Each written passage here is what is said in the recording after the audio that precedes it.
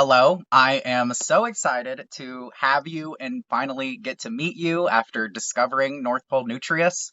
And I guess in a way, right now, we're talking into the future, as the audience would have just seen North Pole Nutrias when this airs. So please, if you could give the audience a little introduction to who you are, Miss Pussycat. Yeah, my name is Miss Pussycat. I live in New Orleans with Quintron at the Spellcaster Lodge. And I think you all will have just watched North Pole Nutrias, which is a puppet movie that I made with Rick Delaup and a bunch of my friends a few years ago. And it's a Christmas special. Okay, I gotcha. I guess my first question then is what drove you to specifically make a Christmas special? And was it planned for local access TV and what that was like? So Rick Delaup made the Drum Buddy show with Yes. Quintron the year before, and it was really, really fun. And there's a scene in that where it's Mardi Gras in the center of the earth, and Rick was like, "Do you want to make a puppet movie sometime?" And I was like, "Of course, yeah, let's do it." And so we decided to make a puppet movie, and then it was like, okay, maybe a Christmas puppet movie. And I'm a puppeteer. I grew Yeah. up doing puppet shows. I was in the Christian Puppet Youth Ministry in the Southern Baptist Church in Antlers, Oklahoma. That was my introduction to show business. So I've been doing puppet shows since I was a kid. Um, and then the timing just worked out that we could maybe pull it together to do a Christmas movie. And and I think we shot it and did it all in a month. Oh my I gosh. maybe 2 months. It was insane. Like it was so crazy. I had no idea. I mean, I knew what I was doing kind of, but not really. Rick is a really good director, and Tim Watson, who edited it, is the best. Um, and so I was building the set. I mean, it was just me building the Wow. set and the puppets and shooting all in the room that I'm in right now. Wow. There was some sets. Trying to think, maybe there was a set downstairs, but yeah, it was all very self-contained. And then there was a point where Rick and I were like, "Oh my God, this is so crazy. How do we get it done?" And he's like, "We should just wait and do it, have it be out for next year." I'm like, "No, it's got to be for this year." So there were many sleepless nights. Oh Um, man. scene with like the gingerbread houses when they go to the North Pole and they're meeting Santa Claus. And there's like this set and there's gingerbread houses. Like I was up all night making these gingerbread houses. Oh. And then like I finally went to bed and I woke up at like 8 in the morning, and there were ants in the bed because there was sugar everywhere. Like I was covered in sugar when I went to bed, and then I was covered in ants when I woke up, and then we shot it. So it was all like really crazy, but very, very fun. I was like, there's nothing that will stop us. I mean, and we didn't have any money. Like I had no money. I charged it all on my credit card. Like, and nobody really got paid. I would like my friends would come over to puppeteer, and I'd be like, I'll give you some gingerbread that I made this set out of. We can eat that.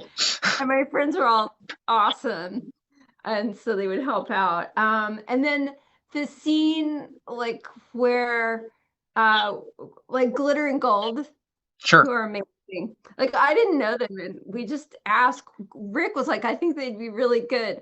Uh, they perform in nursing homes. Oh my. See, Nursing that makes homes. a lot of sense. So then we went to see them at the Bayou Barn. We went to see them perform. I can't even tell you about how weird it was to meet them.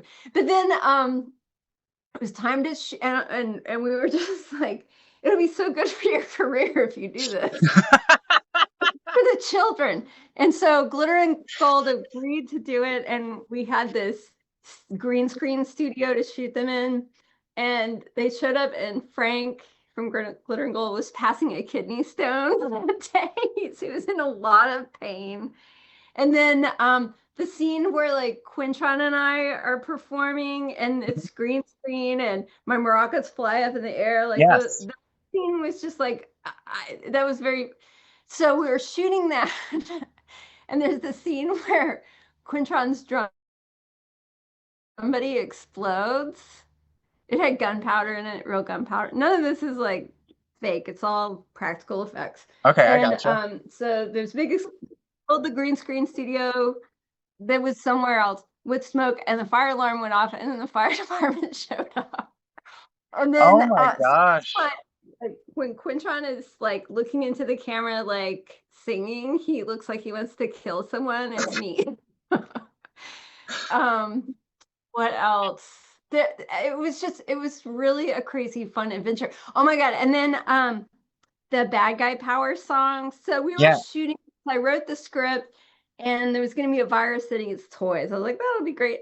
And then it was 9/11 was happening, and there was this thing of like the virus and people getting anthrax in the mail and stuff. And I was like, oh my God, this is kind of crazy. There's a virus in this show, but we went with it. And then we're like, who could be the kookiest voice? Because I really love to get people to be voice actors for puppets. And Rick thought that we could get Sheriff Harry Lee. He's passed away now, but he's a real, look him up. He was like a real big character. He was the sheriff. And so he agreed to do it. He's kind of like a show business person Okay. also. He used to have a Fado dough and like had, I think he owned a bar with a mechanical bull for a while, Oh and he was wow. Milton. So oh my God. And then Rick got permission from his manager, whose name was Colonel Fortunato. And so we make okay, we're going to go. It was like the day before Thanksgiving. And we're going to meet him at his headquarters at the police department on the West Bank. So I kind of had on like a Western sweatshirt because I knew he kind of liked cowboys. So we go, and I was like, he had no idea what he was doing either. And so I'm like, I have one chance to get him to sing this song. I'm not friends with him. So I I really like using a cassette 4-track. I have a Tascam 424. I love that. And I recorded the song with me doing the scratch vocals on a track. And then I had an open track for him, and I had the words printed out and the music. And so, and so we go, and his headquarters is like the penthouse of the police station on the West Bank. And he's really into hunting. So there are all these animal Oh, trophies, all these heads of dead animals. And then he's like, all right, we'll go in here. He's really big. I knew he had a weight problem, but and then I was like, oh my God, this whole song is about eating toys. I felt really bad. And then he's like, come in here. So we go into like this private room. And beforehand, he's like, Betty, come in here. And Betty was his secretary. And Betty came in, and he had her cut his fingernails. And then he's like, okay, what am I doing? So he puts on headphones, and I have the 4-track, cassette 4-track, and I give him the words, print it out, and I'm like, just sing along, me, and then I'll delete my lines, the scratch vocal. And he looks at it, and he's like, I can't do this. I'm like, oh oh, no. no, it's for the children. I'm like, it's for the It's children. for the children. And he agreed to do it, but I was like, he's like, I don't like rap music. I'm like, oh, but then he did it, and it's so great because the song is Bad Guy Power, and Yeah. he's the sheriff of Jefferson Parish. It was beautiful. So then he's doing it, and if you record vocals, nobody, you have on headphones, Yep. you can hear what you're singing to. Yep. And so it was like that. So here's Sheriff Harry Lee. Bad guy power, bad guy power. If you see something slimy and your toys are green, you better watch out because this virus is so mean. And all these people were behind him. They heard him singing this, and the door was open to this room, and there were like 6 people going like that, and I could see them, and he couldn't see. Like Rick and I were like, oh my God, it was beautiful. And Wow. then so that was like priceless. Yeah, so there's lots of stories. And while we were doing this, Rick was always had another camera set up on a tripod, and he was shooting the like behind the scenes footage. Oh, And it was so crazy. And I mean, I kind of remember what was going on, and I was also like, oh, I don't know, I don't know, I'm really uncomfortable. I'm like, I'm not looking so good because most of the time as a puppeteer, nobody sees you. hmm. You're not, ooh, they're gonna see me. And then all that footage got destroyed in Katrina. No. Yeah, I his was going house to was ask. Yeah. flooded up to the roof. And he lost all that footage. We put out North Pole Nutrias before Katrina, Yeah. that was a few years before, but all that B-roll footage is Oh, gone. wow. Yeah, that was going to be a question of if there was behind the scenes footage. I wonder if it existed, but man. Yeah, I have a photo of me and Sheriff Harry Lee. I didn't find. I don't know. I'll email it to you. But Oh, no worries. Um, yeah. And then what Dusty and Treasure are made out of, I used to be a scrubby dove at this bar called the Matador. And I would go and clean the bar every day at 6 in the morning. And one morning there was this really great fake fur coat in the back that somebody left. And so I asked Rio was so great. And I don't know, somebody's costume. And so that coat from the Matador that I found is what I made Dusty and Treasure out of. It's this Oh, really, they don't okay. make like that anymore. It's Tissable from France. Um, yeah. Awesome. Well, it that covers so much. Okay, well, my question next is what made you settle on Nutrius? Because before I even watched this, not even an animal I was aware of. So this was, I guess that's kind of a question. What made you settle on them as puppets? Well, in New Orleans or in South Louisiana, they're an invasive species. They were brought, I think, to Avery Island by one of the McElhinney family members years and years and years ago. And they destroy some of the plants, they eat them, and then it causes more erosion. But they're really cute in a way, and they have fluorescent orange teeth and Sheriff Harry Lee had a bounty on Nutria. His cops would get paid to go out and just kill Nutria. Oh, So that was oh, another like amazing weird thing about this, and then he agreed to do it. wow. Yeah. Oh my Lord. Oh, that's amazing. Yeah. Okay, well, my next question is how did the music come to be in the special? What was the process for that like? And were these all original songs for North Pole Nutrius? They were except Glittering Gold song. Like Reindeer Rhythms, Quintron wrote that, and It's been so stuck in my head for weeks. I can't stop. great song. It's a great song. And Bad Guy Power, I wrote that and recorded it on my My cassette board. favorite part of the whole special. Yeah. So yeah, I don't know. I can't remember what else is in it. I haven't watched it in a really long time, to I be gotcha. honest. No worries at all. The drum buddy plays a big role throughout North Pole Nutrius, and I find the instrument absolutely fascinating. But for people who maybe don't know, what is the drum buddy and how did it come to be?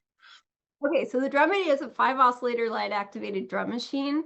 The Quintron he still makes drum buddies and he sells Wow. them occasionally. They're a specialty item. But it's got a can, like a coffee can that rotates back and forth, and it's great. Oh, I have one over here. I have my own drum buddy. Wait, Oh, hold on. wow. So that's my drum buddy. Wow. Cat drum buddy. Oh, Um, man. and I just love the drum buddy. So, Quintron and Rick had made the drum buddy infomercial like the year before, Hmm. and so it just made sense to put it in this and the whole thing about like drum buddies for Christmas. It was just, I don't know. I really like inside jokes and everything to be as self-referential as possible. I love that. I love that. That humor really resonates with me. So New Orleans seems to Hmm. play a really big role in North Pole Nutrius and just your art that you make in general. Um, Yeah. is the city of New Orleans itself a point of inspiration? Is it sort of a tribute in your art? Or is it a little bit of something else? I take it you haven't been here. No, I haven't. Well, someday you should come. New Orleans is always going to be the star of the show. It just is. Like you can't steal the spotlight from New Orleans. It's a magnetic place, and very inspiring. And this was definitely like, you know, you can, and maybe I'm like revealing too much, but in creating art in New Orleans, like I quickly realized the most interesting thing to everybody in the audience is themselves. People want to see themselves in anything, really. And so for New Orleans, it's like your audience wants to see New Orleans. They want to see themselves.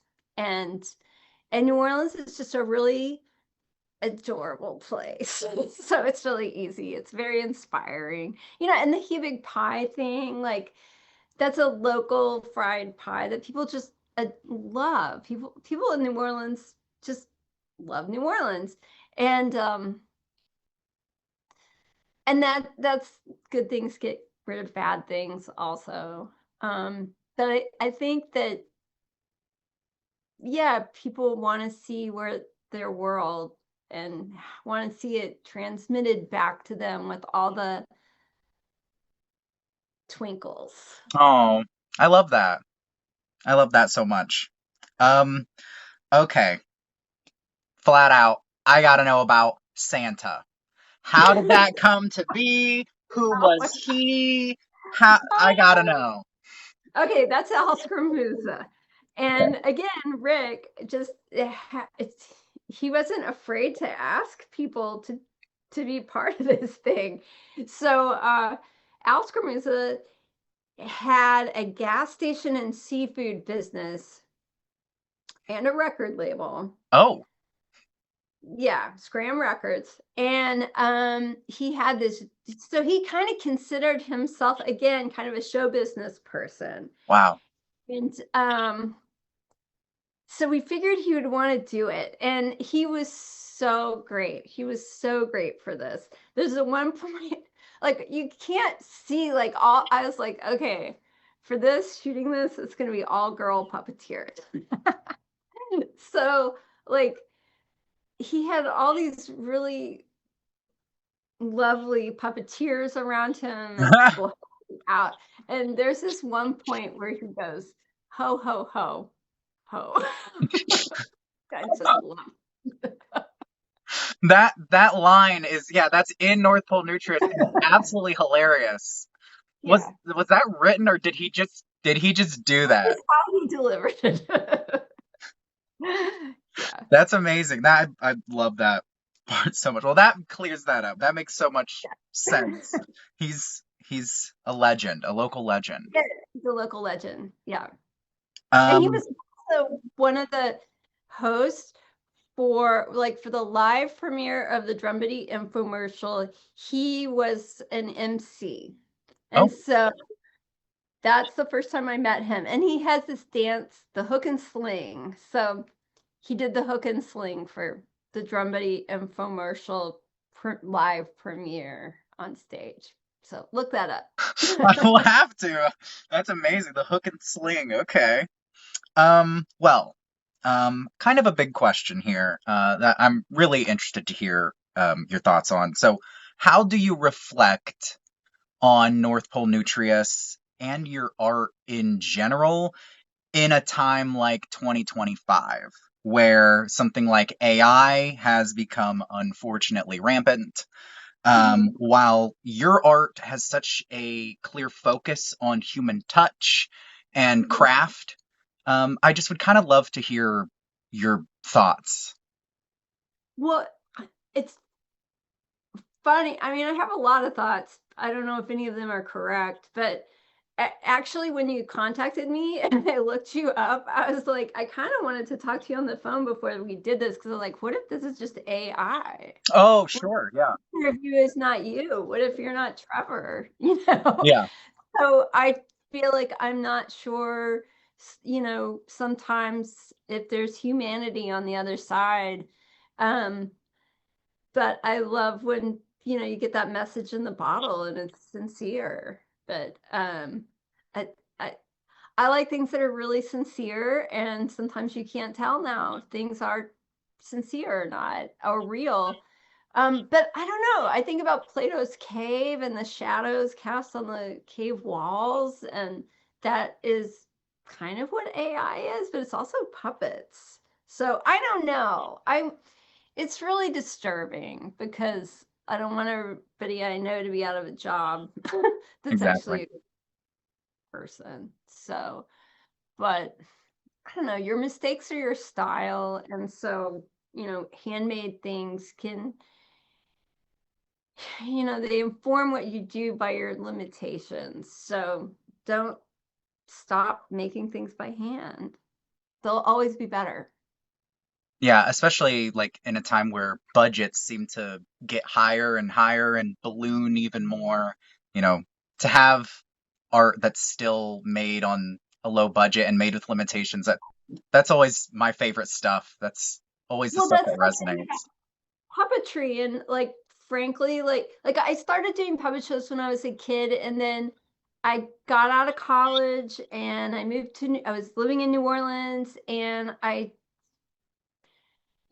didn't have any money and nobody's going to hire you to be an artist. And it was, I would tell people like, oh yeah, I'm going to be an artist. And be like, this one guy was like, yeah, you're going to be working in an insurance company in 6 months. Ha ha ha. And I'm like, I'm going to show you. And then I returned to doing puppet shows. Um, because I mean, you can just do all you need is socks. You can do a puppet show with socks, anything. And you can do a live puppet show and charge admission, and you don't have to sell your work because then you keep the puppets. Like I have all the puppets I've ever made except for Snicklefritz, the guitar playing turtle. um and then you're like, like then I realized like your puppets can do all these other things. They can have a life of their own. I was booking shows in my house. I had a secret club called Pussycat Caverns, and bands played.